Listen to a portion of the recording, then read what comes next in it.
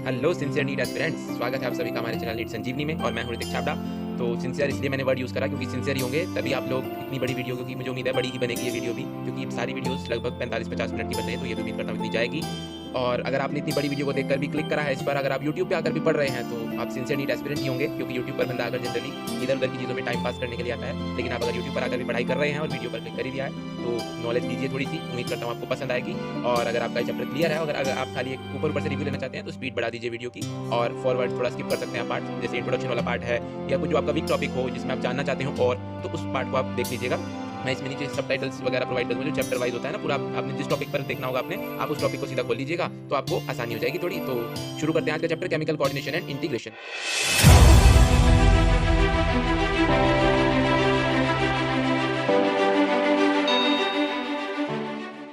पिछला चैप्टर हमने पढ़ा है न्यूरल कंट्रोल। उसमें हमने देखा था कि जो न्यूरल सिस्टम है वो कैसे point two point rapid coordination provide कर रहा है अमंग दी ऑर्गन्स। तो जो न्यूरल कोऑर्डिनेशन होता है फास्ट होता है काफ़ी, हमने देखा भी था कि कैसे with in a second stimulus आता है और वो मेम्ब्रेन को पोलराइज कर देता है और चेंजेस हो जाते हैं। लेकिन ये काफ़ी शॉर्ट लिव्ड भी होता है, वो विद इन अ सेकेंड ही वापस भी चला जाता है स्टिमुलस जो होता है। तो हम बेसिकली यहाँ बात करने वाले हैं कि ऐसा और कौन सा सिस्टम है जो सारे सेल्स को बॉडी के कवर कर रहा है, क्योंकि ये जो नर्व फाइबर्स हैं ये बॉडी के सारे सेल्स का फंक्शन जो है उसको ये नहीं कर सकते, इनरवेट नहीं करते ये सारे सेल्स को बॉडी के। तो ये जो पूरा सिस्टम है इसको कंटिन्यूसली रेगुलेटेड होना बहुत ज़रूरी है। तो उसके लिए एक स्पेशल काइंड ऑफ कोऑर्डिनेशन और इंटीग्रेशन प्रोवाइड होना ज़रूरी है, जो फंक्शन करते हैं हॉर्मोन्स। और जो न्यूरल सिस्टम है हमारा और एंडोक्राइन सिस्टम जो कि हार्मोन प्रोड्यूस कर रहे हैं, they jointly coordinate and regulate the physiological functions in the body. ये दोनों मिलकर सारे हमारी बॉडी के फंक्शंस को रेगुलेट करते हैं। तो बेसिकली हम इस चैप्टर में ये चीज़ें ही ग्लैंड्स वगैरह के बारे में ही पढ़ेंगे, एंडोक्राइन ग्लैंड्स एंड हॉर्मोन्स। आपको मैं एक इसके ट्रेंड दिखाता हूँ कि इसमें नीट में इसका ट्रेंड क्या चल रहा है आजकल क्वेश्चंस आने का। ये आप यहाँ पर इमेज देख पा रहे होंगे, ये देखिए 2020 में कहाँ से आया, 19, 18, 17, ये 5 ईयर्स का आप देख पा रहे हैं यहाँ पर। तो बेसिकली इसमें अलग अलग ग्लैंड से हर बार क्वेश्चन पूछा जा रहा है। ऐसा नहीं है कि किसी एक ही ग्लैंड के वो पीछे पड़े हुए हों, क्योंकि सारी ग्लैंड्स ही इंपॉर्टेंट है और सबका रोल अच्छा है। आप जब चैप्टर पढ़ेंगे तो आपको हर ग्लैंड की इंपॉर्टेंस समझ में आ जाएगी। तो देखते हैं आप क्या क्या ग्लैंड्स हैं, क्या हार्मोन्स हैं। तो करते हैं शुरू।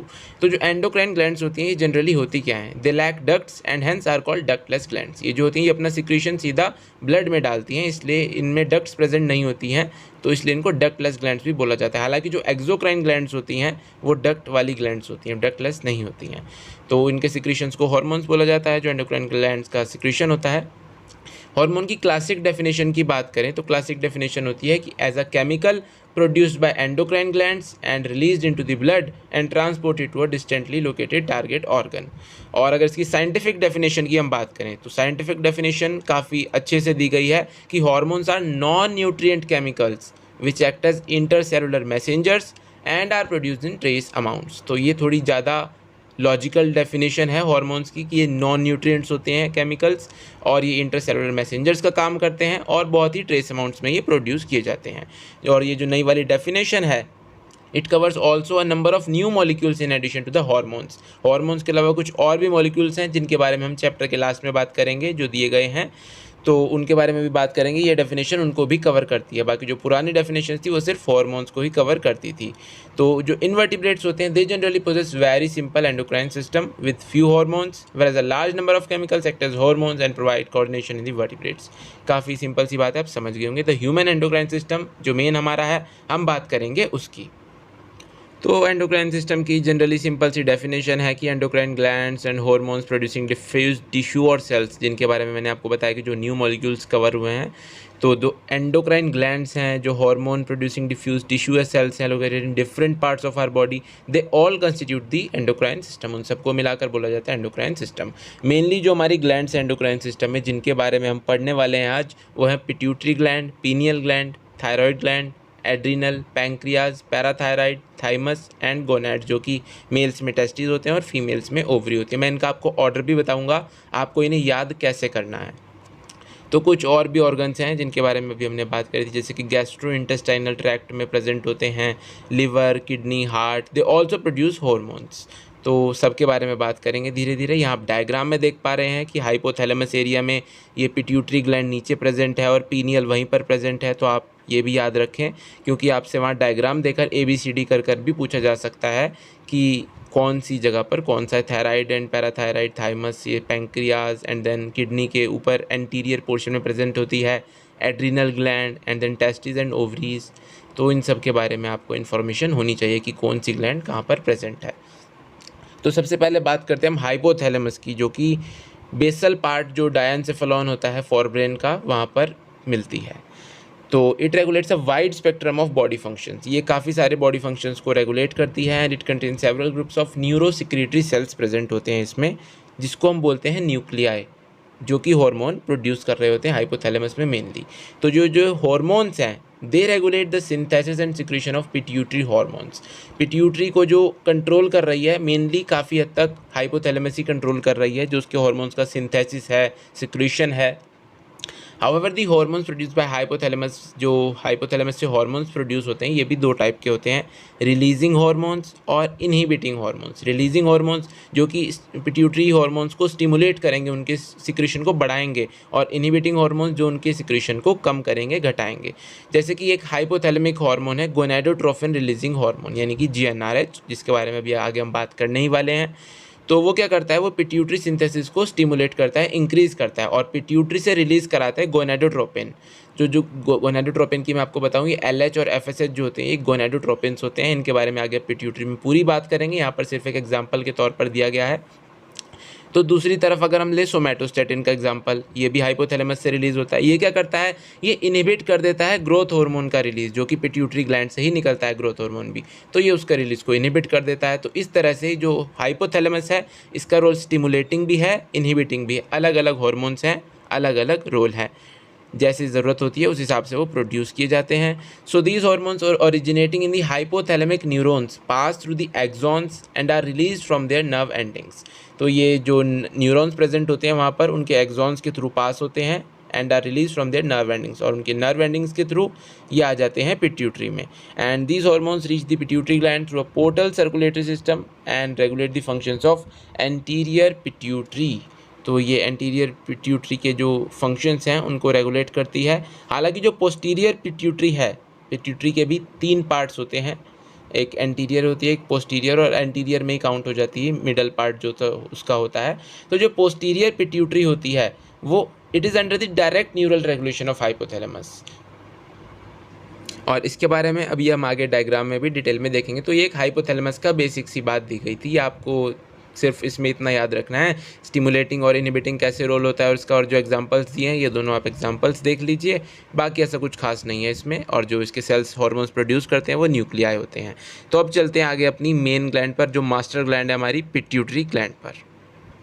तो यहाँ पर देखकर आपको ज़्यादा क्लियर हो पा रहा होगा, थोड़ा डायग्राम में आप देख पा रहे हैं कैसे हाइपोथैलेमस से ये हाइपोथैलेमिक न्यूरॉन्स हैं, क्योंकि न्यूरॉन्स तो वहाँ प्रेजेंट होंगे ही, वो ब्रेन में प्रेजेंट है हाइपोथैलेमस, और न्यूरॉन्स जो हैं वो न्यूरल सिस्टम की बिल्कुल फंक्शनल यूनिट ही वही है न्यूरॉन। तो हाइपोथैलेमस में न्यूरॉन्स का प्रेजेंट होना तो सिंपल सी बात है, और ब्रेन जो है वो सेंट्रल नर्वस सिस्टम का पार्ट है, तो न्यूरॉन्स प्रेजेंट है वहाँ पर। तो हाइपोथैलेमस से जो हार्मोन्स ये बाहर निकलेंगे, ये निकलेंगे न्यूरॉन्स के थ्रू। जो एंटीरियर पिट्यूटरी में जाना है वो तो पोर्टल सर्कुलेटरी सिस्टम के थ्रू जाएगा, और जो पोस्टीरियर पिट्यूटरी में जाना है वो डायरेक्ट न्यूरॉन के थ्रू जाएगा, एक्सॉन से पास होकर वो सीधा पोस्टीरियर पिट्यूटरी में ही खुलेगा, और वहाँ पर उसके थ्रू हार्मोन जाएगा। तो अब देखते हैं पिट्यूटरी ग्लैंड के बारे में जानकारी लेते हैं। पिट्यूटरी ग्लैंड जो है ये लोकेटेड होती है ना bony cavity called sella turcica. एक बोनी कैविटी प्रेजेंट होती है attach to the hypothalamus by a stalk. तो जो पिट्यूटरी ग्लैंड होती है ये हाइपोथैलेमस से अटैच भी होती है बाय अ स्टॉक, जो कि आप फिगर में यहाँ पर देख भी पा रहे हैं। And it is divided anatomically into adeno hypophysis and neuro hypophysis. Adeno hypophysis मतलब वही anterior pituitary, and neuro hypophysis means posterior pituitary. तो जो एडिनो हाइपोफाइसिस है इट कंसिस्ट ऑफ 2 पोर्शंस, जो कि हैं pars distalis and pars intermedia. Pars distalis और pars intermedia 2 में डिवाइडेड है। पार्स डिस्टेलिस रीजन जो है पिट्यूटरी ग्लैंड का, ये एंटीरियर पिट्यूटरी बोला जाता है कॉमनली। मैंने आपको बोला था ना 3 में डिवाइड होती है, वो जनरली एंटीरियर के अंदर ही आ जाती है। तो जो इसका पार्स डिस्टेलिस रीजन है पिट्यूटरी का, जो कि मेन एंटीरियर रीजन है, उसको बोला जाता है एंटीरियर पिट्यूटरी फ्रंट पार्ट, यानी कि ये प्रोड्यूस करता है 6 हार्मोन्स पूरे। इनके बारे में आप ध्यान रखिएगा, कई बार ये पूछ लिया जाता है कि ये कितने हार्मोन्स रिलीज़ करता है। तो सबसे पहली बात growth hormone, prolactin, thyroid stimulating hormone, adrenocorticotrophic hormone, luteinizing hormone and follicle stimulating hormone. इसको याद कैसे रखना है?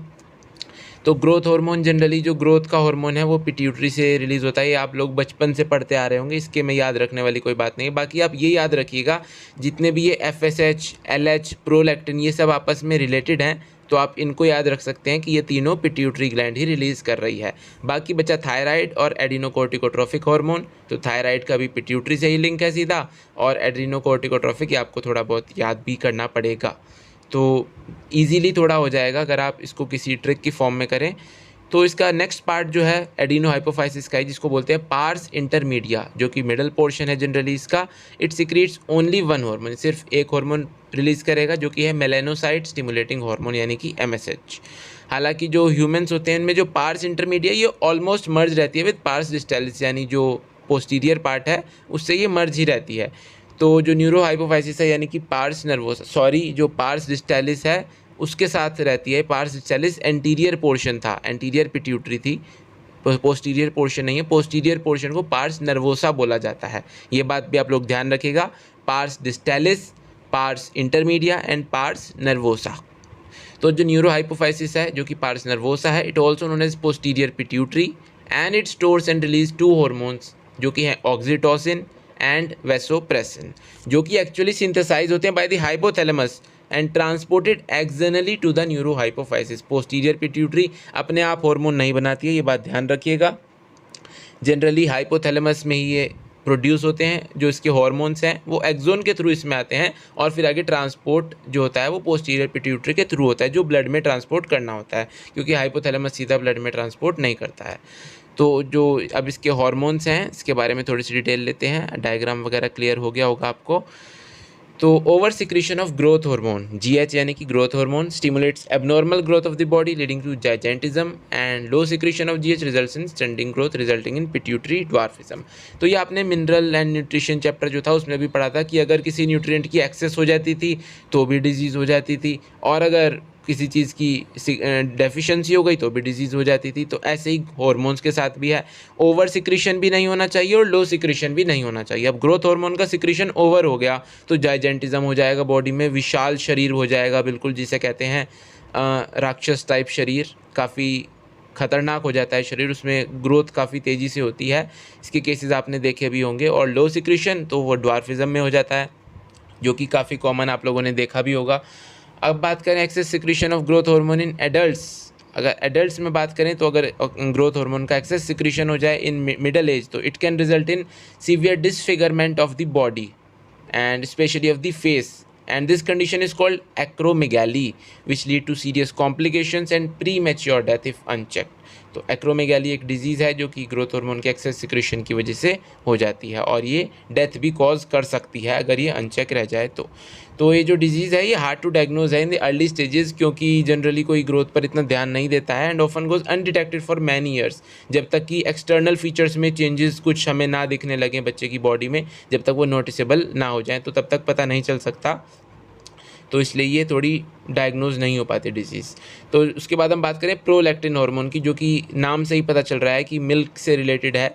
तो it regulates the growth of memory glands and formation of milk in them.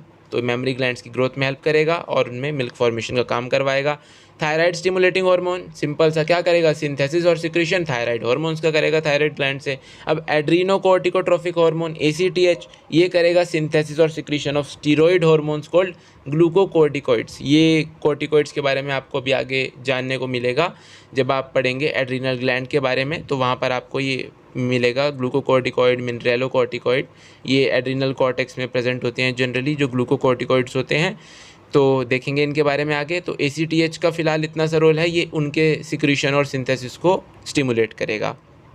Generally pituitary gland से सारे जो हार्मोन्स निकल रहे हैं वो दूसरे हार्मोन्स को स्टिमुलेट ही कर रहे हैं ताकि दूसरे हार्मोन्स अपना काम कर सकें। अब जो LH और FSH हैं ये क्या करेंगे, ये गोनेडल एक्टिविटी को स्टिमुलेट करेंगे, इसलिए इनको बोला जाता है गोनेडोट्रोपिन। और इनको स्टिमुलेट कौन करता है, हाइपोथैलेमस का गोनेडोट्रोपिन स्टिमुलेटिंग हार्मोन, जो कि आपने पढ़ा था अभी GnRH। तो in males LH stimulates the synthesis and secretion of hormones called androgens. तो मेल्स में जनरली LH क्या करता है, कुछ हार्मोन्स होते हैं जिनको एंड्रोजन्स बोला जाता है, उनके सिक्रीशन और सिंथेसिस में हेल्प करता है फ्रॉम द टेस्टिस। और जो FSH होता है ये मेल्स में क्या काम करता है, ये और एंड्रोजन ये दोनों मिलकर स्पर्मेटोजेनेसिस को रेगुलेट करते हैं मेल्स की बॉडी में। तो LH और FSH का काम सिर्फ फीमेल्स में नहीं है, क्योंकि जनरली जो बच्चा 12th में पढ़ता है वो फीमेल्स में ही पढ़ता है LH और FSH का रोल, तो ऐसा नहीं है, मेल्स में भी LH और FSH का रोल होता है। LH जो है वो एंड्रोजन्स को स्टिमुलेट करेगा और FSH स्पर्मेटोजेनेसिस को। ये क्वेश्चन आपसे पूछा भी जा सकता है। और बाकी फीमेल्स में आप जानते हैं कि LH जो होता है वो ओव्यूलेशन को इंड्यूस करता है और फुली मैच्योर फॉलिकल्स और कॉर्पस लूटियम को मेंटेन करने का काम करता है, which is formed from the remnants of Graafian follicle, जो कि आगे फिर जो लेट फेज़ होता है उसमें होता है, जिसको कि हम लूटियल फेज़ बोलते हैं। जी हाँ, लूटियल फेज़ बोलते हैं। उसमें फिर ये रेमिनेंट्स जो होते हैं ये कॉर्पस लूटियम को मेंटेन करके रखता है, तो LH का ही है यहाँ पर भी रोल। FSH की बात करें हम तो यहाँ भी इसका रोल वही है। मेल्स में FSH क्या कर रहा था, स्पर्मेटोजेनेसिस करवा रहा था, तो यहाँ पर FSH क्या करवाएगा, यहाँ भी ग्रोथ और डेवलपमेंट ही करवाएगा ओवेरियन फॉलिकल्स का, जो कि फीमेल्स में प्रेजेंट होते हैं। अब उसके बाद बात करें, ये तो हो गए हमारे पार्स डिस्टेलिस वाले हार्मोन्स। अब बात करें पार्स इंटरमीडिया की, जो MSH है, मेलानोसाइट स्टिमुलेटिंग हार्मोन, ये मेलानोसाइट पर एक्ट करता है। मेलानोसाइट क्या होते हैं, मेलानिन कंटेनिंग सेल, जो कि पिगमेंटेशन ऑफ स्किन को रेगुलेट करते हैं।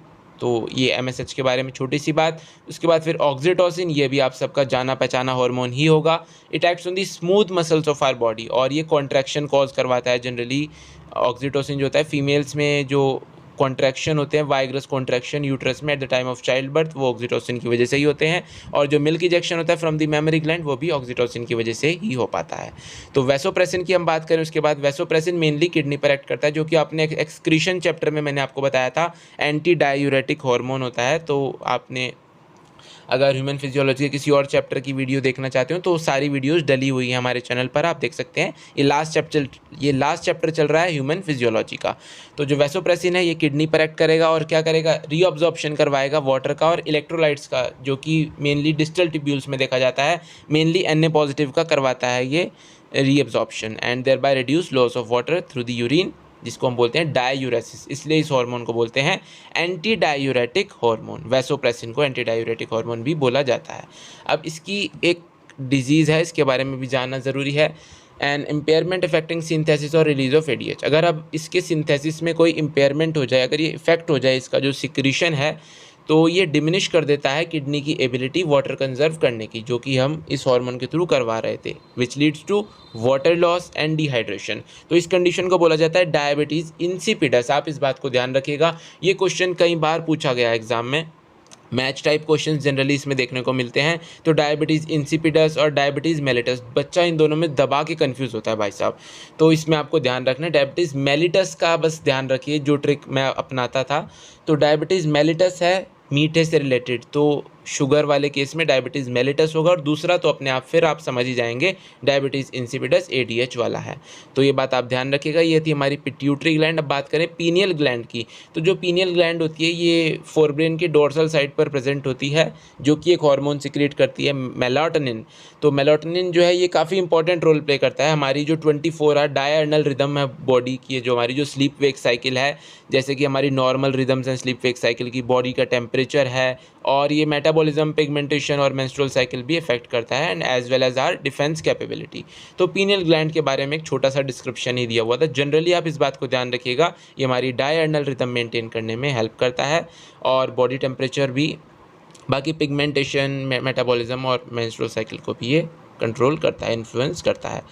तो उसके बाद अब आती है हमारी थायराइड ग्लैंड, जो कि हम डायग्राम में पहले देख लेते हैं। ये वोकल कॉर्ड हमारा प्रेजेंट है, ट्रैकिया है ना, आप देख पा रहे हैं नीचे लिखा भी है ट्रैकिया, तो वोकल कॉर्ड प्रेजेंट है, यहाँ पर प्रेजेंट होती है हमारी थायराइड ग्लैंड। तो थायराइड ग्लैंड के बारे में अब जानकारी लेते हैं थोड़ी सी। जो थायराइड ग्लैंड है, it is composed of 2 lobes which are located on the either sides of trachea, जो कि हमने फिगर में भी देखा, and both the lobes are interconnected with a thin flap of connective tissue called isthmus. ये भी आपने फिगर में यहाँ पर देख लिया होगा कि ये कनेक्टेड है दोनों। इस साइड पर ये कनेक्टेड वाली साइड ही दिखाई हुई है, पिछली साइड से कनेक्टेड नहीं है, तो ये इस्थमस के थ्रू कनेक्टेड होते हैं ये।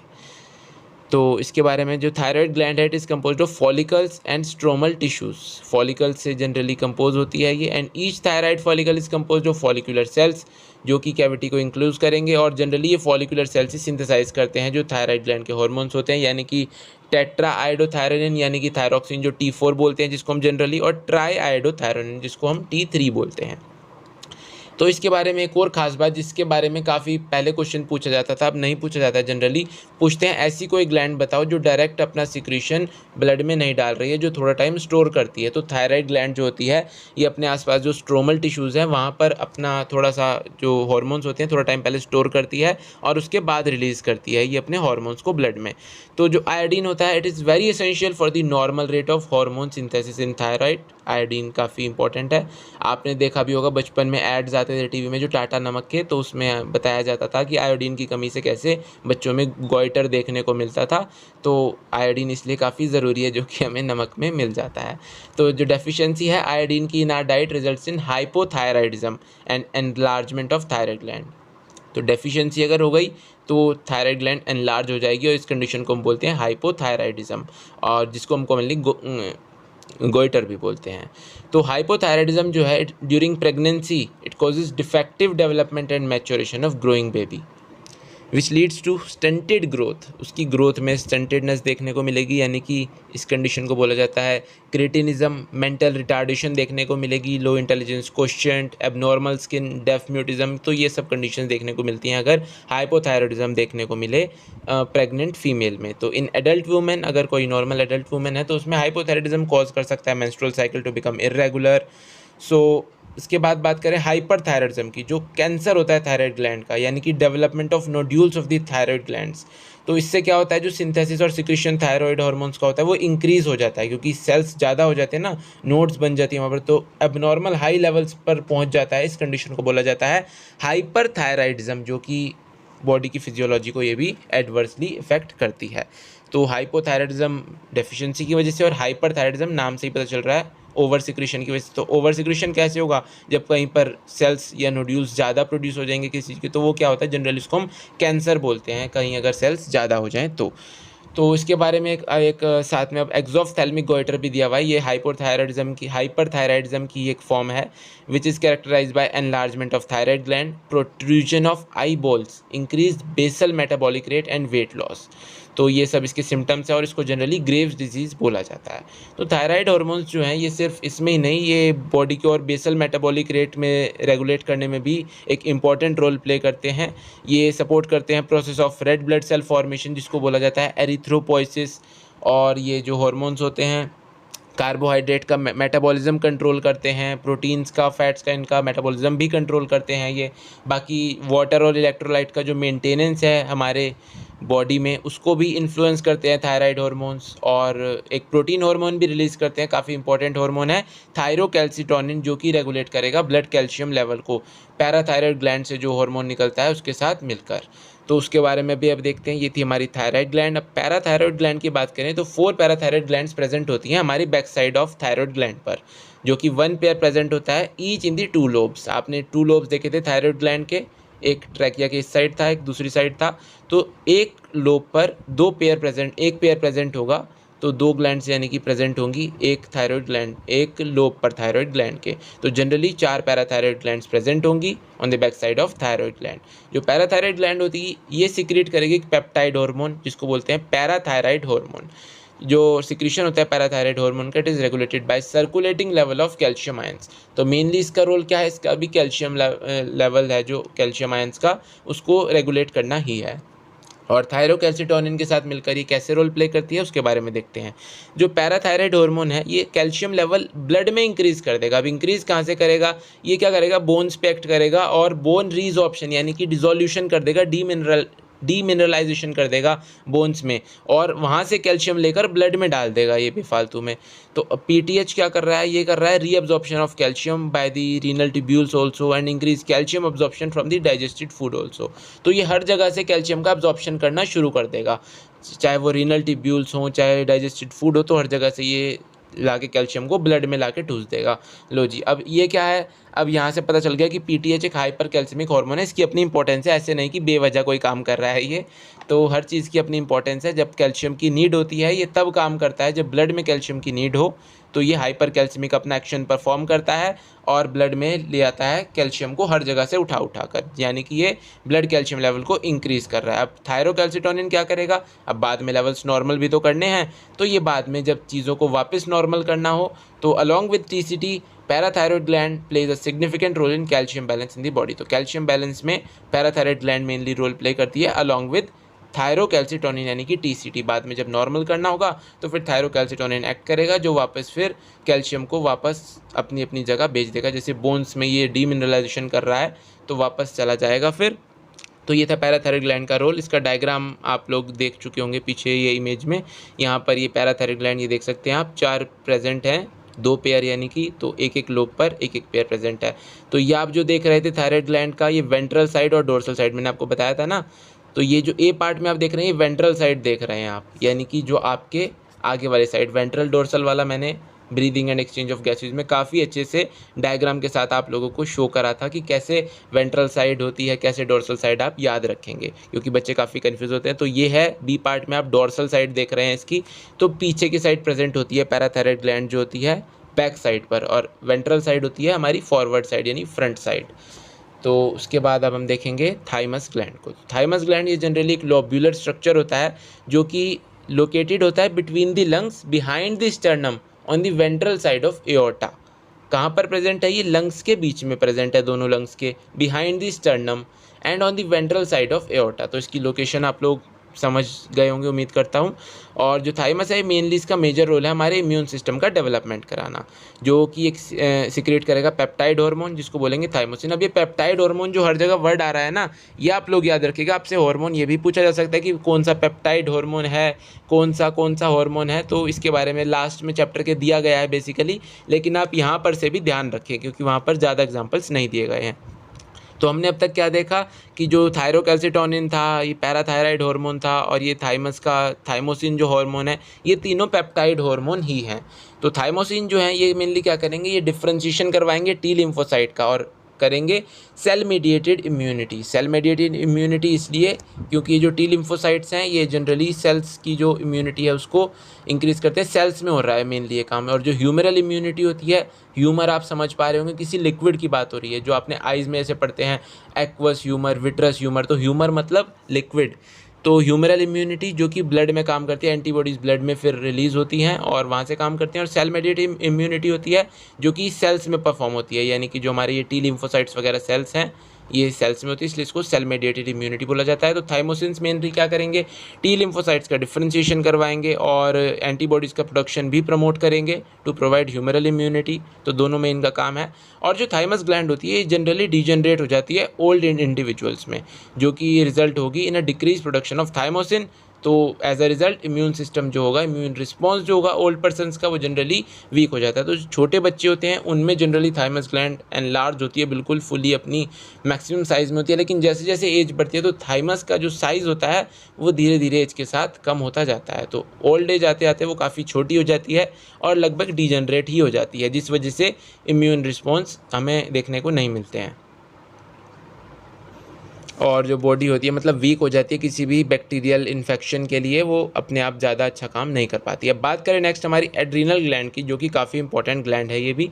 तो एड्रीनल ग्लैंड की बात करें तो एक पेयर एड्रीनल ग्लैंड का हमारे पास प्रेजेंट है, जो कि एंटीरियर पार्ट पे प्रेजेंट है दोनों किडनी के। 2 किडनीज़ है हमारे पास, यानी 1 पेयर ऑफ किडनी है, तो 1 pair of adrenal gland he present होगा। दोनों किडनीज़ के ऊपर एक एक प्रेजेंट है। तो जो ये ग्लैंड है it is compose of 2 types of tissues. The centrally located tissue is called the medulla, adrenal medulla, and outside this lies the adrenal cortex. Generally जो आउटसाइड रीजन होता है उसको कॉर्टेक्स बोलते हैं और मिडल पार्ट को medulla बोलते हैं, जो कि हमने अभी एक्सक्रीशन वाले चैप्टर में भी देखा था कि जो किडनी होती है उसमें कॉर्टेक्स और मेड्यूला प्रेजेंट होते हैं। तो under production of hormones by the adrenal cortex alters the carbohydrate metabolism causing acute weakness and fatigue leading to disease called Addison's disease. ये इन्होंने थोड़ा सा जल्दी दे दिया इस टॉपिक को, ये टॉपिक अभी थोड़ा सा बाद में आता तो आपको ज़्यादा अच्छे से समझ में आता, फिर भी मैं आपको बता देता हूँ। जो एड्रीनल कॉर्टेक्स का रोल है, मैंने आपको स्टार्टिंग में पिट्यूटरी में बताया था कि जो एड्रीनल कॉर्टेक्स का रोल है जनरली कार्बोहाइड्रेट्स वगैरह के मेटाबॉलिज्म में है, जो कि आपको बताया भी था मैंने। एड्रीनोकॉर्टिकोट्रोफिक हार्मोन जो होता है वो ग्लूकोकॉर्टिकॉइड्स वगैरह को रिलीज कराने का काम करता है। तो वही जो कार्बोहाइड्रेट मेटाबॉलिज्म होती है, अगर इन एड्रीनल कॉर्टेक्स के हार्मोन्स का अंडर प्रोडक्शन हो जाए तो कार्बोहाइड्रेट मेटाबॉलिज्म नहीं हो पाएगा, जिसकी वजह से एक्यूट वीकनेस हो जाएगी और fatigue which leads to a disease called Addison's disease. बाकी आपको मैं एक बार फिर से इस बात को क्लियर कर दूंगा जब आप इसको थोड़ा सा और अच्छे से समझ जाएंगे। तो ये आप देख पा रहे हैं किडनी के एंटीरियर पोर्शन में प्रेजेंट है एड्रीनल ग्लैंड, और ये एड्रीनल ग्लैंड को थोड़ा सा यहाँ पर शो करा गया है कॉर्टेक्स और मेड्यूला पार्ट।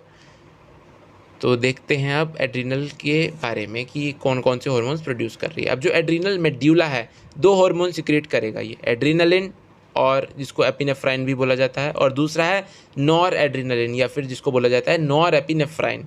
तो जो ये दोनों हार्मोन्स है जनरली कैटेकोलामाइंस होते हैं और ये generally fight and flight hormones होते हैं। इसको आप सुना होगा आपने, F5 करके कुछ बोला जाता है। तो एड्रीनल और नॉर एड्रीनलिन जो होते हैं they are rapidly secreted in response to stress of any kind and during emergency situations.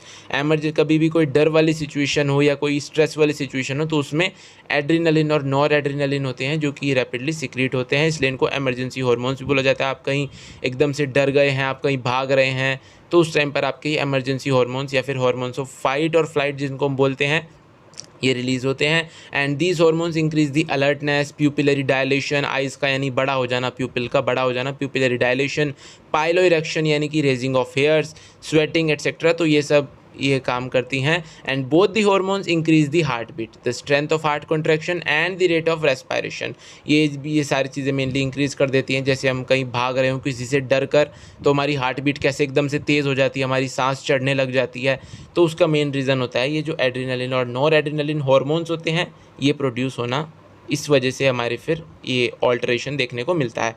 तो जो कैटेकोलामाइंस ये होते हैं mainly they also stimulate the breakdown of glycogen which results in increase concentration of glucose in blood. तो glucose की concentration बढ़ाई क्यों इन्होंने ब्लड में, इनका मेन रोल क्या है, आपको स्ट्रेस कंडीशन से बाहर निकालना या कहीं स्ट्रेस कंडीशन में सपोर्ट प्रोवाइड करना। ये जो करते हैं हार्ट बीट इंक्रीज़ वगैरह करते हैं उससे, तो उसके लिए आपको रेस्पायरेशन रेट इंक्रीज़ हो रहा है। तो रेस्पायरेशन रेट इंक्रीज़ हो रहा है तो ब्लड कंसनट्रेशन जो ग्लूकोज की है वो तो सिंपल सी बात है बढ़ेगी, क्योंकि बॉडी को एनर्जी की ज़रूरत है। तो ये ग्लाइकोजन को तोड़ ताड़ के फटाफट से ग्लूकोज ब्लड में डाल देगा कि भाई अब तो भागो, तो उसके लिए एनर्जी चाहिए होती है, तो उसके लिए फिर ये ग्लूकोज कंसनट्रेशन जो होती है वो ब्लड में इंक्रीज़ कर देता है। And in addition they also stimulate the breakdown of lipids and protein as well.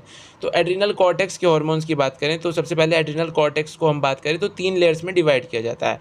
Zona reticularis जो कि सबसे अंदर वाली लेयर है, फिर देन जोना फैसिकुलेटा एंड फिर देन जोना ग्लोमेरुलोसा जो कि आउटर लेयर है, जो कि सबसे बाहर वाली लेयर प्रेजेंट है। इन तीनों लेयर्स को भी बच्चों को याद करने में काफ़ी दिक्कत होती है, तो इसके लिए एक आपको सिंपल सी ट्रिक बता देता हूँ। एड्रीनल ग्लैंड प्रेजेंट कहाँ होती है, किडनी पर प्रेजेंट होती है, और किडनी में आपने एक टर्म पढ़ी होगी GFR ग्लोमेरुलर फिल्ट्रेशन रेट, तो उसके थ्रू आप इसे याद कर सकते हैं। आउटर से inner side glomerulosa, fasciculata and then reticularis. तो ये बात बस आप ध्यान रखिएगा कि ये आउटर से इनर है। तो एड्रीनल कॉर्टेक्स जो है दी जनरली सिक्रीट्स मैनी हार्मोन्स जिनको हम कॉर्टिकोइड्स बोलते हैं, जो कि मैं स्टार्टिंग से आपको बताता रहा हूँ ग्लूकोकॉर्टिकोइड। तो ये क्या है, तो इसके बारे में अब फाइनली हम बात करने वाले हैं। तो जो कॉर्टिकोइड्स होते हैं they are generally involve in carbohydrate metabolism, तो उनको बोलते हैं ग्लूकोकॉर्टिकोइड, जो कि कार्बोहाइड्रेट के मेटाबॉलिज्म में काम करेंगे। और हमारी बॉडी में कॉर्टिसोल जो है it is the main glucocorticoid जो कि कार्बोहाइड्रेट मेटाबॉलिज्म में रोल प्ले करता है। And the corticoids which regulate the balance of water and electrolytes in our body they are called mineralocorticoids, जो कि एल्डोस्टेरोन है वो हमारी बॉडी का मेन मिनरेलोकॉर्टिकोइड है। तो जो ग्लूकोकॉर्टिकोइड्स होंगे ये जनरली क्या करेंगे, ये स्टिमुलेट करेंगे ग्लूकोनियोजेनेसिस, लिपोलिसिस, प्रोटियोलिसिस। यहाँ से आप समझ पा रहे होंगे लिसिस मतलब इन सब चीज़ों को तोड़ने का काम करेगा ग्लूकोकॉर्ट, क्योंकि ये कार्बोहाइड्रेट का मेटाबॉलिज्म कर रहा है ना, तो जनरली उसको ये तोड़ने का काम करेगा। And it inhibits the cellular uptake and utilisation of amino acids also. तो जो कॉर्टिसोल है it is also involve in maintaining the cardiovascular system as well as the kidney functions. Cortisol के और भी कुछ रोल्स हैं जो आप देख पा रहे हैं, कार्डियोवास्कुलर सिस्टम को मेंटेन करता है, किडनी के फंक्शंस को मेंटेन करता है, और जो पर्टिकुलरली कॉर्टिसोल है ये एंटी इन्फ्लेमेटरी रिएक्शंस भी प्रोड्यूस करता है और इम्यून रिस्पॉन्स को भी सप्रेस करता है। और कॉर्टिसोल आरबीसी प्रोडक्शन को स्टिमुलेट भी करता है। तो अकेला हार्मोन देखिए बेचारा कितने काम कर रहा है, इसलिए काफ़ी इंपॉर्टेंट हो जाता है इससे क्वेश्चन बनना, क्योंकि जब किसी चीज़ के इतने सारे पॉइंट्स हो तो बच्चा कंफ्यूज हो सकता है। और वो आपको सिर्फ कंफ्यूज ही नहीं करना चाहते, वो आपकी नॉलेज चेक करना चाहते हैं कि बच्चा नॉलेज ले रहा है या नहीं पूरी तरह से। मतलब आपने किसी चीज़ को पढ़ा तो आप उसको रिटेन कितना कर पाए एग्ज़ाम टाइम पर, जहाँ पर आपके पास इतना प्रेशर है तो वहाँ पर आप कैसे रिटेन कर पा रहे हैं चीज़ को। वो सिर्फ उस एबिलिटी को देखना चाहते हैं जिसके लिए ये टेस्ट किया जाता है। तो एल्डोस्टेरोन की बात करें जो कि मिनरलोकॉर्टिकोइड है, वो मेनली एक्ट करेगा रीनल टिब्यूल्स पे, जो आप एक्सक्रीशन चैप्टर में इसके बारे में भी पढ़ चुके हैं। और ये जो Na पॉजिटिव का जो रीअब्जॉर्प्शन होता है जो कि डिस्टल टिब्यूल्स में देखने को मिलता है, and water and excretion of के पॉजिटिव एंड फॉस्फेट आयंस, तो ये उन पे मेनली एक्ट करता है और स्टिमुलेट करता है ये Na पॉजिटिव और के पॉजिटिव वगैरह। तो जो एल्डोस्टेरोन है ये मेनली काम करेगा मेंटेनेंस ऑफ इलेक्ट्रोलाइट्स का, बॉडी फ्लूइड वॉल्यूम का, osmotic pressure and blood pressure, तो इन सबको ये मेंटेन करेगा। And small amount of androgenic steroids they are also secreted by adrenal cortex. Adrenal cortex से कुछ एंड्रोजेनिक स्टीरॉइड्स भी रिलीज होते हैं जो कि growth of axial hair, pubic hair, facial hair में थोड़ी सी रोल प्ले करते हैं ड्यूरिंग प्यूबर्टी। प्यूबर्टी के टाइम जो हेयर की ग्रोथ होती है देखने को मिलती है हमको, तो उसमें इसका रोल है एंड्रोजेनिक स्टीरॉइड्स का। अब बात करें पैंक्रियाज की, तो ये हो गया हमारा एड्रीनल ग्लैंड। पैंक्रियाज भी उसके बाद काफ़ी इंपॉर्टेंट ग्लैंड है, और इसके बाद तो शायद बस जो गोनैड्स हैं वही रह जाएंगे। तो पैंक्रियाज जो है it is a composite gland, ये आप पढ़ चुके होंगे डाइजेशन चैप्टर में भी मैंने आपको बताया था। Which acts both as a exocrine gland as well as endocrine gland. तो जो इसका एक्सोक्राइन पार्ट है उसके बारे में तो वहाँ पर बात अच्छे से कर चुके हैं कि वो कौन कौन से एंजाइम रिलीज़ कर रहा है, क्या क्या रिलीज़ कर रहा है, बाइकार्बोनेट वगैरह। अब हम बात करेंगे यहाँ पर उसके एंडोक्राइन पार्ट की, क्योंकि हम पढ़ने वाले हैं एंडोक्राइन सिस्टम सिर्फ। तो एंडोक्राइन पैंक्रियाज जो होती है ये मेनली कंसिस्ट करती हैं of cells called islets of Langerhans, and there are about 1 to 2 million of islet of Langerhans in a normal human pancreas, जो कि रिप्रेजेंट करते हैं only 1 to 2% of pancreatic tissue. तो ये पैंक्रियाटिक टिश्यू का खाली 1 to 2% ही रिप्रेजेंट कर रहा है, बाकी जो मेनली पोर्शन है वो दूसरा होता है, वो एंडोक्राइन नहीं होता। एंडोक्राइन पोर्शन सिर्फ 1 to 2% है पैंक्रियाज का। तो the two main types of cells in islet of Langerhans they are called alpha cells and beta cells. ये दो मेन सेल्स प्रेजेंट होते हैं जो कि हॉर्मोन्स रिलीज कर रहे हैं। अल्फा सेल करेंगे glucagon, while the beta cell secrete insulin. तो इन दोनों के अब रोल्स के बारे में देखते हैं। और उससे पहले एक और बात, कई बार बच्चे कंफ्यूज हो जाते हैं कि अल्फा सेल कौन सा हार्मोन सिक्रीट कर रहा है और बीटा सेल कौन सा। तो उसके लिए मैं आपको बता दूं, अल्फा बीटा नंबर वाइज आ रहे हैं, जैसे अल्फा नंबर 1 की तरह काम कर रहा है और बीटा नंबर 2 की तरह। तो जो जी आई है आपको इसको इस फॉर्म में याद करना है कि जो अल्फाबेटिक ऑर्डर में जी पहले आता है, आई बाद में आता है, ABCDFGHI, है ना। तो अल्फा सेल सिक्रेट करेंगे glucagon and beta cell secrete करेंगे इंसुलिन। ये बात आप ध्यान रखिएगा। अब ग्लूकागॉन ये भी एक पेप्टाइड हार्मोन है। इससे पहले हमने पेप्टाइड हार्मोन कौन कौन से पढ़े थे आपको ध्यान होगा, थायरोकैल्सिटोनिन, पैराथायराइड हार्मोन और थाइमोसिन्स। तो एक और पेप्टाइड हार्मोन ग्लूकागॉन, और ये एक इंपॉर्टेंट रोल प्ले करेगा इन maintaining the normal blood glucose levels. ये ब्लड ग्लूकोज लेवल को मेंटेन करने में काम करता है मेनली। ये ग्लूकागॉन एक्ट करता है लीवर सेल्स पर, हिपैटोसाइट्स पर, और स्टिमुलेट करेगा ग्लाइकोजिनोलाइसिस। ये मेनली क्या करेगा, ये ब्लड में इंक्रीज करेगा ग्लूकोज की कंसंट्रेशन को, और ये ग्लाइकोजिनोलाइसिस करेगा। जो लीवर में हिपैटोसाइट्स में ग्लाइकोजन की फॉर्म में हमारे स्टोर है, हमारी जो एनर्जी है, ये उस ग्लाइकोजन को ब्रेक कर देगा, resulting in an increase blood sugar, यानी ग्लाइकोजन से ग्लूकोज बना देगा और उसको फिर ब्लड में डाल देगा। तो ब्लड शुगर इस तरह से हमारी इंक्रीज हो गई, जिसको हम बोलते हैं hyperglycaemia. And in addition this hormone stimulates the process of gluconeogenesis which also contributes to hyperglycaemia, जिसके बारे में भी आप पीछे कॉर्टिसोल वाले पार्ट में भी पढ़ चुके हैं कि ग्लूकोनियोजेनेसिस जो होता है ये भी उसके ब्रेकडाउन में ही इन्वॉल्व होता है ग्लूकोज के, और ब्लड शुगर मतलब ये इंक्रीज करेगा मेनली। तो ये भी हाइपरग्लाइसीमिक हार्मोन है ग्लूकागॉन जो है, और ये सेलुलर ग्लूकोज अपटेक को रिड्यूस करेगा और यूटिलाइजेशन को उसकी ये रिड्यूस करेगा और ब्लड में डाल देगा ठाकर सारी शुगर को, सारे ग्लूकोज को। तो इस तरह से ये एक हाइपरग्लाइसेमिक हार्मोन की तरह काम करता है। इंसुलिन के बारे में तो आप सब लोग जानते ही हैं कि ये हाइपरग्लाइसेमिक हार्मोन की जो काउंटर पार्ट है इसका ये इंसुलिन है। तो इंसुलिन क्या करता है, जनरली हाइपोग्लाइसेमिक हार्मोन है, ये ब्लड में जो ग्लूकोज का लेवल है उसको कम करने का काम करेगा। ये भी एक पेप्टाइड हार्मोन है और ये मेजर रोल प्ले करेगा in the regulation of glucose homeostasis. तो इंसुलिन क्या करेगा, ये भी हिपैटोसाइट्स पर ही एक्ट करेगा और एडिपोसाइट्स पर, जो कि एडिपोज टिश्यूज़ के हमारे सेल्स हैं। और ये क्या करेगा, ये इन्हेंस कर देगा सेलुलर ग्लूकोज अपटेक को।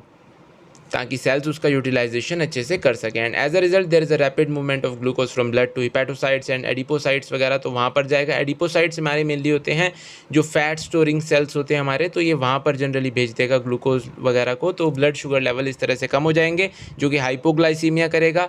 तो इंसुलिन और ग्लूकागोन आपस में मिलकर अच्छे से रोल प्ले कर रहे हैं हमारी बॉडी की फंक्शनिंग में।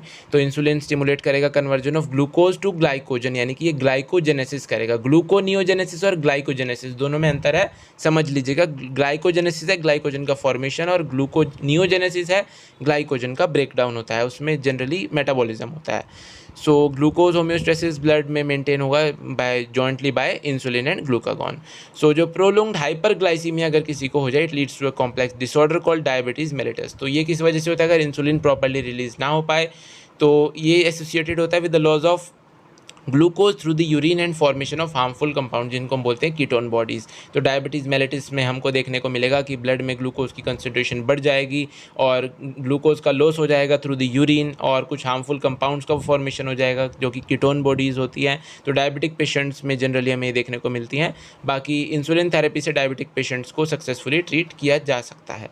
उसके बाद हम बात करें टेस्टिस की, तो a pair of testis is present in the scrotal sac outside the abdomen of male individuals. ये आपने ह्यूमन रिप्रोडक्शन में पढ़ा होगा कि स्क्रोटम में प्रेजेंट होते हैं जो टेस्टिस होते हैं, जो एक आउटसाइड है प्रेजेंट होती है वो। तो जो टेस्टिस हैं they perform dual function as a primary sex organ as well as an endocrine gland. तो इनका ड्यूअल फंक्शन है। ये प्राइमरी सेक्स ऑर्गन तो हैं क्योंकि स्पर्मेटोजेनेसिस वगैरह यहीं पर होता है सब कुछ, बाकी ये एंडोक्राइन ग्लैंड भी है, ये हार्मोन्स भी प्रोड्यूस करता है। तो टेस्टिस जो है जनरली कंपोज होते हैं by seminiferous tubules and stromal और इंटरस्टिशियल टिश्यूज़, और लेडिक सेल्स वगैरह और इंटरस्टिशियल सेल्स जो प्रेजेंट होते हैं इंटरटिब्यूलर स्पेसिस में, ये प्रोड्यूस करेंगे हॉर्मोन्स जिनको बोलेंगे एंड्रोजन, मेनली टेस्टोस्टेरोन। तो टेस्टोस्टेरोन जो है ये मेनली एक एंड्रोजन है जो कि रिलीज होता है बाय द लेडिक सेल्स और इंटरस्टिशियल सेल्स जो कि प्रेजेंट होते हैं इंटरटिब्यूलर स्पेस में, जो सेमिनिफेरस ट्यूब्यूल्स के बीच में स्पेस होती है वहाँ पर। तो जो एंड्रोजन्स होते हैं ये जो जनरली इनका काम होता है वो होता है regulate the development, maturation and function of male accessory sex organs like epididymis, vas deferens, seminal vesicles, prostate gland, urethra. तो इन सब को ये रेगुलेट करेंगे, इन सब का डेवलपमेंट, मैच्योरेशन वगैरह। बाकी ये हार्मोन्स जो होते हैं दे मस्कुलर ग्रोथ को भी इंक्रीज़ करते हैं ये मेल्स में, और फेशियल और axillary hair, aggressiveness, low pitch of voice, तो ये सब काम एंड्रोजन्स ही कर रहे हैं। And androgens also play a major stimulatory role in the process of spermatogenesis. Spermatogenesis के प्रोसेस में भी एक इनका स्टिमुलेटरी रोल है जो कि फॉर्मेशन ऑफ स्पर्मेटोजोआ होती है, स्पर्मेटोजेनेसिस। इसके बारे में जब हम ह्यूमन रिप्रोडक्शन चैप्टर पढ़ेंगे तो उसके बारे में आपको मैं अच्छे से क्लियर करूँगा। स्पर्मेटोजेनेसिस, स्पर्मियोजेनेसिस, इन सब में क्या, स्पर्मिएशन, इन सब में क्या डिफरेंस है, बच्चा इन सब में कन्फ्यूज़ होता है और जान के क्वेश्चन भी यहीं से इसलिए पूछा जाता है। तो आपको उन चीज़ों पर ज़्यादा ध्यान देना है जहाँ पर आप कन्फ्यूज़ हो रहे हो। जहाँ पर भी कन्फ्यूजन आए उस डाउट को हाथों हाथ क्लियर कर लिया जाए। आपके पास इतने अच्छे ऑप्शंस हैं, गूगल है, यूट्यूब है, आप कहीं पर भी सर्च कर सकते हैं, इंटरनेट आजकल सबके पास अवेलेबल है ही। तो आप अपने डाउट्स कोई भी छोड़िए नहीं, अपने डाउट्स को हाथों हाथ क्लियर करते जाइए। आपको यूट्यूब पर भरमार मिल जाएगी पढ़ाई से रिलेटेड वीडियोस की, सिर्फ इधर उधर की वीडियोस ही नहीं है यूट्यूब पर। यूट्यूब एक बहुत अच्छा प्लेटफॉर्म है अगर आप एजुकेशन पर्पज़ से यूज़ कर रहे हैं इसको। और अगर आप इस सब से डिस्ट्रैक्ट होते हैं, जो दूसरी वीडियोस आपके सामने आती होंगी, फ़नी वीडियोस, कॉमेडी वगैरह और इधर उधर की फालतू चीज़ें, तो आपको अगर उन सब से बचना है तो आप एक सिंपल सा काम कर सकते हैं। एक अपनी जीमेल आईडी बनाइए नहीं और यूट्यूब में उससे लॉगिन कीजिए फिर, और उसमें सिर्फ वही चैनल सब्सक्राइब कीजिए और उन्हीं वीडियोस को देखिए जो एजुकेशन से रिलेटेड हो। आपके पास और कोई वीडियो ही नहीं, वीडियो के आपके पास ऐड भी दूसरे नहीं आएंगे, आपके पास ऐड भी अनअकैडमी वगैरह और इन सब के ही देखने को मिलेंगे। तो वो पढ़ाई से रिलेटेड आपका जब तक नीट का एग्ज़ाम नहीं हो जाता तब तक उसको यूज़ कीजिए। बाकी कभी रिफ्रेशमेंट का मूड हो तो आप आईडी चेंज कर दीजिए, यूट्यूब में काफ़ी सिंपल ऑप्शन है। तो हम बात कर रहे थे एंड्रोजन की, तो ये एक्ट करते हैं सेंट्रल न्यूरल सिस्टम पे और इन्फ्लुएंस करते हैं मेल सेक्सुअल बिहेवियर को भी, जिसको बोला जाता है लिबिडो। तो ये एक टर्म है, ये आप ध्यान रखिएगा। And these hormones produce anabolic effects on protein and carbohydrate metabolism. तो उनमें भी एक इनका सिंथेटिक इफेक्ट होता है एंड्रोजन्स का ही। तो ये सब बातें मेनली एंड्रोजन्स के बारे में थी, छोटी छोटी। तो ओवरी की अब बात करते हैं। तो females have a pair of ovaries जो कि एब्डोमेन में लोकेटेड होती हैं, and it is the primary female sex organ जो कि प्रोड्यूस करता है one ovum during each menstrual cycle. तो जो ओवरी है ये 2 groups of steroid hormones release करती है जिनको बोला जाता है ईस्ट्रोजन एंड प्रोजेस्टेरॉन। तो जो ओवरी है ओवेरियन फॉलिकल्स और स्ट्रोमल टिश्यूज से कंपोज हुई हुई होती है। और जो ईस्ट्रोजन होता है ये सिंथेसाइज होता है mainly by growing ovarian follicles, जो कि आप मेंस्ट्रुअल साइकिल में पढ़ा होगा आपने। बाकी अगर आपने नहीं पढ़ा है, आप अभी 11th क्लास स्टूडेंट हैं या आप वैसे ही ये वीडियो देख रहे हैं, अभी आपने चैप्टर नहीं पढ़ा है वो वाला, तो कोई बात नहीं, आप आगे ह्यूमन रिप्रोडक्शन में पढ़ पाएंगे इसे पूरा डिटेल में। यहाँ पर सिर्फ एक इंट्रोडक्शन है। तो ओवरी के जो ओवेरियन फॉलिकल्स और स्ट्रोमल टिश्यूज़ प्रेजेंट होते हैं, ओवरी कंपोज इनसे होती है, सॉरी। तो जो ईस्ट्रोजन है ये सिंथेसाइज होता है mainly by growing ovarian follicles. जो हर मेंस्ट्रुअल साइकिल में ओवेरियन फॉलिकल्स जब ग्रो करते हैं तो उनसे बेसिकली सिक्रीट होता है ईस्ट्रोजन। और आफ्टर ओव्यूलेशन जो रप्चर्ड फॉलिकल होता है वो कॉर्पस ल्यूटियम में कन्वर्ट हो जाता है, और वो कॉर्पस ल्यूटियम जो होता है वो सिक्रीट करता है मेनली प्रोजेस्टेरॉन। तो ईस्ट्रोजन, इनका मेनली जो काम है ईस्ट्रोजन्स का वो है stimulation of growth and activities of female secondary sex organs, जैसे कि development of growing ovarian follicle से ही रिलीज़ होते हैं और उन्हीं की डेवलपमेंट में फिर आगे हेल्प करते हैं ये। तो appearance of female secondary sex characters जैसे कि हाई पिच ऑफ वॉइस, तो उस सब में ईस्ट्रोजन काम करेंगे। जैसे उधर टेस्टोस्टेरोन कर रहा था लो पिच वॉइस वगैरह, ऐसे इधर ईस्ट्रोजन करेगा ये सारे काम। मेमोरी ग्लैंड का डेवलपमेंट और सब कुछ जनरल जो काम बेसिकली चल रहे हैं वो ईस्ट्रोजन ही कंट्रोल कर रहा है फीमेल सेक्सुअल बिहेवियर को। प्रोजेस्टेरॉन तो बाकी सिर्फ प्रेगनेंसी का मेन हार्मोन है, ये प्रेगनेंसी सपोर्ट करता है and it acts on the mammary glands and stimulates the formation of alveoli sac like structure, जो कि मिल्क को स्टोर करेंगे और मिल्क सिक्रेशन का काम करेंगे। तो प्रोजेस्टेरॉन जो है वो जनरली प्रेगनेंसी से ही रिलेटेड है। अब बात करते हैं बाकी जो हमारे हार्मोन्स, जो मैंने आपको बताया था कुछ एक्स्ट्रा मॉलिक्यूल्स जो हैं जो कि अलग से प्रेजेंट होते हैं, जो कि अलग से किसी ग्लैंड की फॉर्म में नहीं प्रेजेंट है। तो कुछ हार्मोन्स सिक्रीट होते हैं by some tissues which are not endocrine gland, जैसे कि हमारे हार्ट की आर्टरियल वॉल है वो सिक्रीट करेगी एक वेरी इंपॉर्टेंट पेप्टाइड हार्मोन, ये भी पेप्टाइड हार्मोन है, बात आप ध्यान रखिएगा, कॉल्ड एट्रियल नाइट्रीयूरेटिक फैक्टर, जो कि ब्लड प्रेशर को डिक्रीज़ करता है। ये आपको एक्सक्रीशन वाले चैप्टर में ये भी बताया गया था कि जब GFR इंक्रीज़ हो जाता है तो वो कैसे ब्लड प्रेशर को इंक्रीज़ कर देता है, फिर उसके रिस्पॉन्स में आर्टेरियल नाइट्रीयूरेटिक फैक्टर आता है और वो ब्लड प्रेशर को डिक्रीज़ कर देता है वापस। And when blood pressure is increased तो जो ANF होता है ये सिक्रीट होता है, जो कि ब्लड वेसल्स को डायलेट कर देता है और ब्लड प्रेशर को रिड्यूस कर देता है। बाकी जक्स्टाग्लोमेरुलर सेल्स जो किडनी में प्रेजेंट होते हैं, जो कि रेनिन भी रिलीज़ करते हैं, तो they produce a peptide hormone called erythropoietin which stimulates the erythropoiesis, यानी कि फॉर्मेशन ऑफ RBC। इससे पहले आपने कहाँ पढ़ा था RBC का फॉर्मेशन और कौन करवाता है, आपने पढ़ा था शायद ये थायराइड में। जी हाँ, तो जो थायराइड ग्लैंड होती है उसमें से भी एरिथ्रोपोइसिस का काम वो भी करती है। तो एंडोक्राइन ग्लैंड्स कुछ और भी प्रेजेंट हैं in different parts of gastro intestinal tract. वहाँ पर 4 मेजर पेप्टाइड हार्मोन सिक्रीट होते हैं, namely gastrin, secretin, cholecystokinin and gastric inhibitory peptide. तो ये 4 हार्मोन्स हैं जो मेनली गैस्ट्रो इंटेस्टाइनल ट्रैक्ट से रिलीज़ हो रहे हैं। तो जो गैस्ट्रिन है ये एक्ट करेगा गैस्ट्रिक ग्लैंड्स पर और स्टिमुलेट कर देगा secretion of HCl and pepsinogen वगैरह। तो जो गैस्ट्रिन है मेनली इसका स्टिमुलेटरी फंक्शन ही है, ये इंक्रीज़ करेगा गैस्ट्रिक ग्लैंड्स के सिक्रीशन को। तो सिक्रेटिन ये कहाँ पर काम करता है, ये काम करता है एक्सोक्राइन पैंक्रियाज पर, और ये स्टिमुलेट करेगा वाटर का सिक्रीशन और बाइकार्बोनेट आयंस का सिक्रीशन। तो ये एक्सोक्राइन पैंक्रियाज पर काम कर रहा है सिक्रेटिन, वाटर का सिक्रीशन करा रहा है ना, इसलिए इसका नाम हो गया सिक्रेटिन। और जो पिछला हमने गैस्ट्रिन पढ़ा है वो गैस्ट्रिक ग्लैंड्स पर एक्ट कर रहा है, इसलिए वो हो गया गैस्ट्रिन और उनको स्टिमुलेट कर रहा है। उसके बाद ये तीसरा हार्मोन है CCK यानी कि कोलेसिस्टोकाइनिन, ये पैंक्रियाज और गॉल ब्लैडर दोनों पे एक्ट करेगा। और ये क्या करेगा, ये पैंक्रियाटिक एंजाइम्स और बाइल जूस के सिक्रीशन को स्टिमुलेट करेगा जनरली, इसको आप ध्यान रखिएगा। उसके बाद GIP आता है। GIP क्या करता है, ये GIP की फुल फॉर्म क्या होती है, गैस्ट्रिक इनहिबिटिंग कुछ ऐसे करके थी, मैं आपको अभी बताता हूँ। तो जो GIP है ये इनहिबिट करता है गैस्ट्रिक सिक्रीशन को और उसकी मोटिलिटी को, इसको एंटेरोगेस्ट्रोन के नाम से भी जाना जाता है GIP को। तो गैस्ट्रिक इनहिबिटरी ऐसा कुछ हार्मोन इसका नाम था, गैस्ट्रिक इनहिबिटरी पेप्टाइड, जी हाँ शायद गैस्ट्रिक इनहिबिटरी पेप्टाइड हार्मोन था ये, जहाँ तक मुझे याद है। बाकी आप एक बार चेक कर लीजिएगा। बाकी कुछ नॉन एंडोक्राइन टिश्यूज़ भी प्रेजेंट होते हैं जो हार्मोन सिक्रीट करते हैं, जैसे कि ग्रोथ फैक्टर्स इनको बोलते हैं। तो they are essential for normal growth of tissues and their repairing और रीजेनरेशन। फाइनली हम पहुंच चुके हैं चैप्टर के एंड पर और हम आ चुके हैं मैकेनिज्म ऑफ हार्मोन एक्शन का, जो कि लास्ट टॉपिक है ह्यूमन फिजियोलॉजी का और इस चैप्टर का। तो हार्मोन्स जो हैं ये प्रोड्यूस करेंगे अपना effect on target tissues by binding to specific proteins called hormone receptors. अब हर जो टारगेट टिश्यूज़ हैं वहाँ पर कुछ प्रोटीन्स प्रेजेंट होते हैं जिनको हम बोलते हैं हार्मोन रिसेप्टर। तो ये हार्मोन वहाँ पर जाकर उन हार्मोन रिसेप्टर से बाइंड करते हैं और फिर ये अपना काम उस टारगेट टिश्यू या ऑर्गन में करते हैं। तो हार्मोन रिसेप्टर्स जो होते हैं जनरली सेल मेम्ब्रेन पर प्रेजेंट होते हैं टारगेट सेल्स की, जिनको हम बोलते हैं मेम्ब्रेन बाउंड रिसेप्टर्स। दूसरे भी होते हैं इसलिए इसको हमने बोला मेम्ब्रेन बाउंड रिसेप्टर्स। और जो रिसेप्टर्स अंदर प्रेजेंट होंगे टारगेट सेल्स के उनको बोलेंगे इंट्रासेलुलर रिसेप्टर्स। बाकी होते दोनों हार्मोन रिसेप्टर्स ही हैं। मोस्टली न्यूक्लियर रिसेप्टर्स जो होते हैं ये प्रेजेंट होते हैं generally in the nucleus. So binding of hormone to its receptor leads to formation of hormone receptor complex बन जाएगा and then each receptor is specific to one hormone only. तो ऐसा नहीं है कि किसी भी रिसेप्टर के साथ कोई भी हार्मोन आके जुड़ रहा है, स्पेसिफिक काम हो रहा है सारा यहाँ पर।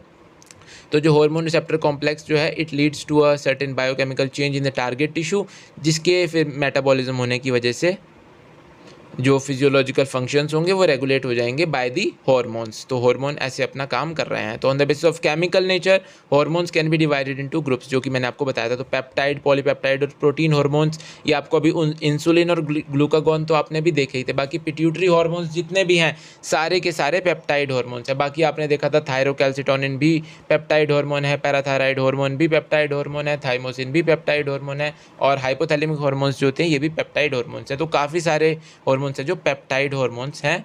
तो स्टेरॉइड्स जो हैं, फिर आगे स्टेरॉइड्स में आते हैं ये कॉर्टिसोल, टेस्टोस्टेरोन, ये होते हैं स्टेरॉइड हार्मोन्स। और एस्ट्राडायोल, प्रोजेस्टेरॉन, यानी कि जो गोनैड से रिलेटेड हार्मोन्स हैं मेनली वो हमारे स्टेरॉइड्स हैं। लेकिन एक बात ध्यान रखिएगा, LH और FSH स्टेरॉइड नहीं है, क्योंकि वो पिट्यूटरी हार्मोन्स हैं। और पिट्यूटरी हार्मोन्स किस में आ रहे हैं? पेप्टाइड में, तो वो पेप्टाइड है।